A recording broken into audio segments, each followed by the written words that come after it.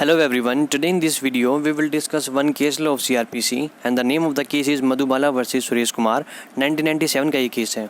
इस केस के फैक्ट्स ऐसे हैं, इसमें एक वाइफ अपने हस्बैंड के खिलाफ कंप्लेंट करती है CGM कोर्ट में कुरुक्षेत्र, और जो सेक्शन जिसके तहत वो कंप्लेंट करती है वो है section 406 and 498A of IPC। 406 talks about the punishment for criminal breach of trust and 498A cruelty bye husband. अब जो CGM कुरुक्षेत्र हैं वो ये बोलते हैं कि जो ये 406 ऑफ IPC ये तो हम रजिस्टर कर लेते हैं आपका, इसके तहत हम ये हमारे जुरिस्डिक्शन में आता है, लेकिन 498A IPC जो ये 498 वाला जो आपका ऑफेंस है ये हमारे जुरिस्डिक्शन में नहीं आता। आप इसके लिए CGM करनाल को रिपोर्ट कीजिए, इसको कंप्लेंट कीजिए। तो दोनों कंप्लेंट हो जाती हैं।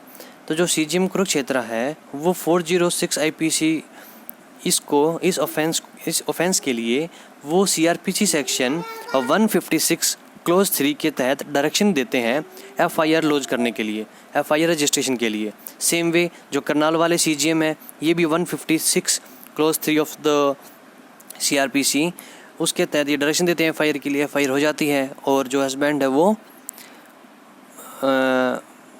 अक्यूज्ड पाया जाता है।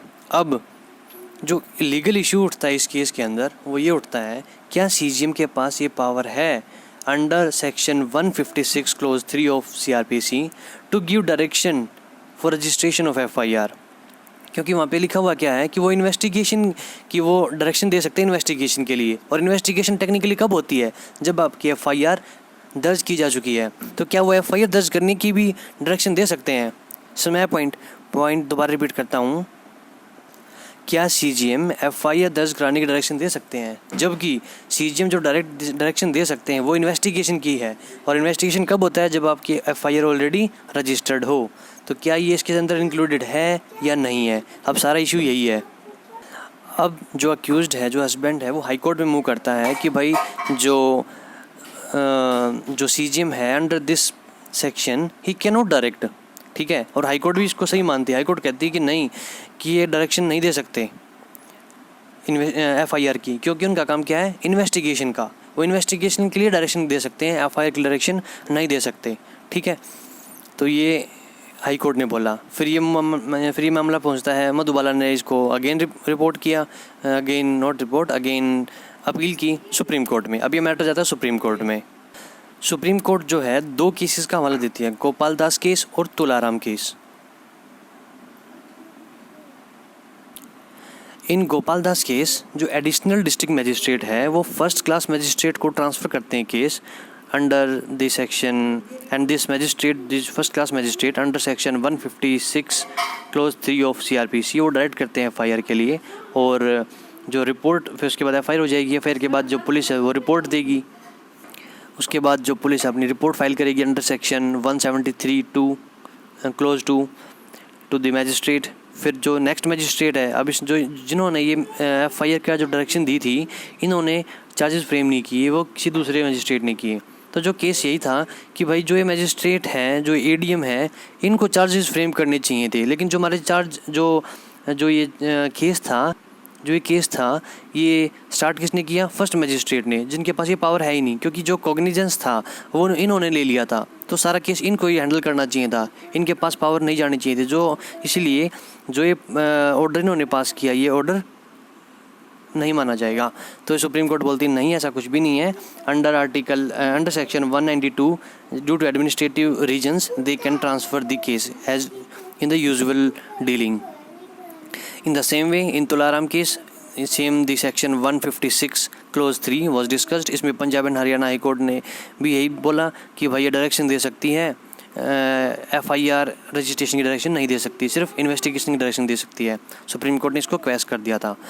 तो इस केस में भी सुप्रीम कोर्ट ने यही बोला कि भाई जो पावर है कोर्ट की वो इम्प्लाइड पावर है, मतलब वो डायरेक्शन रजिस्ट्रेशन ऑफ FIR भी देंगी और इन्वेस्टिगेशन की भी डायरेक्शन देंगी, ठीक है। अब जो एक सेक्शन 2D है ऑफ CRPC वो कंप्लेंट के बारे में डिफाइन करता है कंप्लेंट को, कि कंप्लेंट टू ए मजिस्ट्रेट, जिसका मतलब पुलिस रिपोर्ट नहीं है। पुलिस रिपोर्ट कहाँ मेंशन्ड है, अंडर 2R और ये अंडर 2R जो पुलिस रिपोर्ट होगी वो पुलिस रिपोर्ट वो ट्रांसफ़र की जाएगी, वो सबमिट की जाएगी to the magistrate under section 173 clause 2। और जो section 2C that deals with cognizable offence then it is in which are in the first schedule that talks about the police may arrest without the warrant। ठीक है, supreme court इसको समझाता है। अब supreme court इसको समझाता है कि कंप्लेंट जो 2D सेक्शन में है उसकी जब वो सामने आती है किसी मैजिस्ट्रेट की, मतलब मैजिस्ट्रेट के पास वो कंप्लेंट आती है, तो मैजिस्ट्रेट के पास दो ऑप्शन है। पहला ऑप्शन वो सेक्शन 190 क्लोज ए सब क्लोज ए के तहत ऑफ CRPC के तहत वो कॉग्निजेंस ले सकता है उस कंप्लेंट का, ठीक है, या फिर वो सेक्शन 156 क्लोज 3 के तहत डायरेक्शन दे सकता है to lodge an FIR। FIR कहाँ पे चली जाएगी, वो 154 में।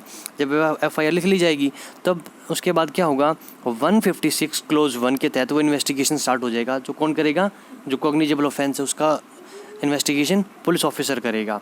उसके बाद पुलिस ऑफिसर इन्वेस्टिगेशन करने के बाद एक चार्जशीट जिसको हम बोलते हैं पुलिस रिपोर्ट सबमिट की जाएगी to the magistrate under section 173 clause 2। उसके बाद section 190 clause 1 clause B sub clause B के तहत कॉग्निजेंस लेगा magistrate of this police report, ठीक है। तो जो क्या बोलते हैं जो डायरेक्शन है FIR की वो मैजिस्ट्रेट दे सकता है, ये सुप्रीम कोर्ट का कहना है। तो उसका कंक्लूजन यही है कि जो पावर है ये हमारा पूरा फ्लो था, ठीक है, पूरा फ्लो चार्ट था कि कैसे एक चार्जशीट या फिर कैसे एक पूरा case how the FIR initiate कैसे होती है कंप्लेंट के बेसिस के ऊपर, और कैसे वो मैजिस्ट्रेट के पास पहुंचती है आफ्टर चार्जशीट, ठीक है, पूरा प्रोसेस। ये सेक्शन इस सेक्शन के तरीके से हो जाएगी। तो कंक्लूजन वही था कि section 156 clause 3 of CRPC that gives implied power to the court to direct for the FIR registration also and for the investigation also। investigation कहाँ है, under article 150 section 156 clause 1। so that's all for this video, see you in the next, thank you।